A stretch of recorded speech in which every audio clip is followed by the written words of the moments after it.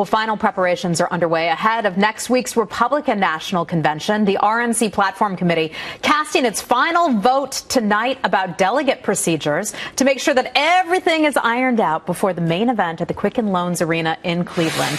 Our chief Washington correspondent, James Rosen, is live there in Cleveland with more. James, I know you love this minutia. Are Republicans now singing Kumbaya? Well, those are two different things, to be sure. But yes, I will confess my fondness for minutia to you and to our audience. Good afternoon, Heather. Already this morning, the 112 men and women who serve on the Republican Platform Committee, one man and one woman from each of the 50 states and the U.S. territories, have voted down, among other things, a demand for the declassification of those 28 pages from the 9/11 Commission report relating to Saudi Arabia. They voted down a request to specify Christians, Jews, women, and the LGBT community as victims of the Orlando attack and terrorism. They voted down a call for the abolition of the TSA. They approved an amendment adding the word sovereignty to the section on trade, and they approved a line saying that U.S. personnel in Benghazi were left without adequate security or backup.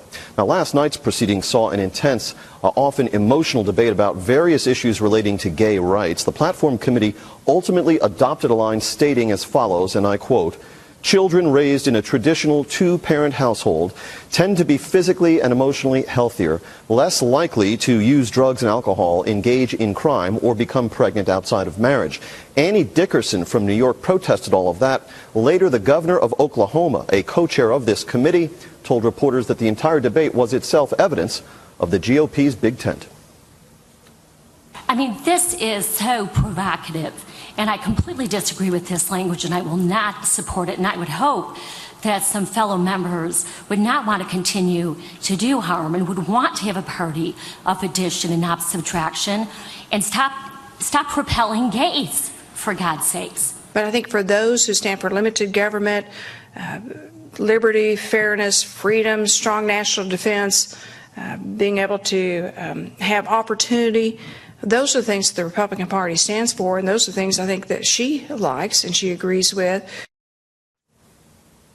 Now, just a short while ago, the Platform Committee approved some language on Israel, to wit, that Jerusalem should be the undivided capital of the Jewish state. There will be no recognition in the official party platform of the Palestinian Authority.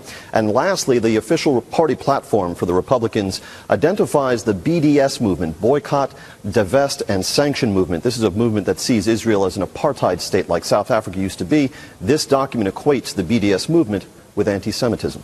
Heather. All right, James Rosen. James, live for us in Ohio. Thank you.